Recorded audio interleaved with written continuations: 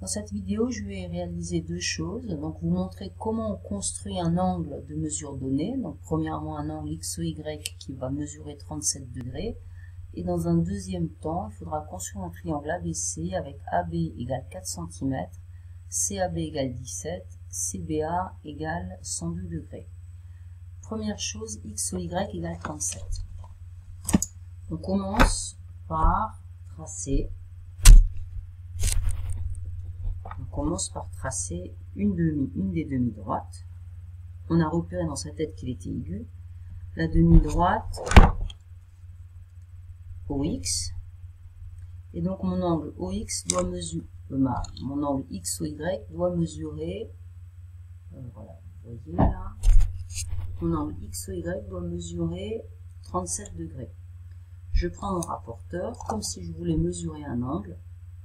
De la même manière, je pose le centre sur le sommet et le 0 sur la demi-droite qui est déjà tracée. Et je compte à partir de ce 0 jusqu'à 37. 0, 10, 20, 30. Donc là, je fais la graduation à l'intérieur. Donc je me reporte à l'extérieur. Donc 30. Je suis ici. Je tournais dans ce sens-là. Donc je continue à tourner dans le même sens. 30, 35, 36, 37. Je fais une petite marque et je trace le deuxième côté que je n'oublie pas de nommer OY. Ici, je marque l'angle et il mesure 37 degrés.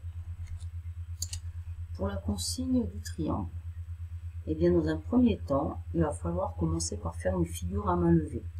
On repère qu'il y a un angle obtus et qu'il y a un angle aigu. Donc je vais dessiner un triangle avec un angle obtus et ici l'angle aigu. L'angle obtus est l'angle de sommet B. Donc ici 102 degrés. Ici je vais avoir mon point A avec la mesure ici de 4 cm. Et l'angle de sommet A mesure ici 17 degrés. Alors comment on commence? On commence eh bien, par le côté AB qui mesure 4. Je nomme tout de suite les points pour surtout pas oublier où ils sont. Ça c'est extrêmement important. Puis je vais poser mon rapporteur par exemple pour construire l'angle de 17 degrés. Donc le côté de l'angle, ce ne sera pas le segment mais la demi-droite. Si je pose mon rapporteur, je me rends compte que la graduation ici se superpose à rien du tout. Donc très souvent, il faut prolonger les côtés. Et je vais faire tout de suite de même de l'autre côté pour la précision de la construction. L'angle de 17 degrés de sommet A. Donc je pose le centre du rapporteur sur le point A. Mon côté, c'est le côté AB qui part de ce côté-là.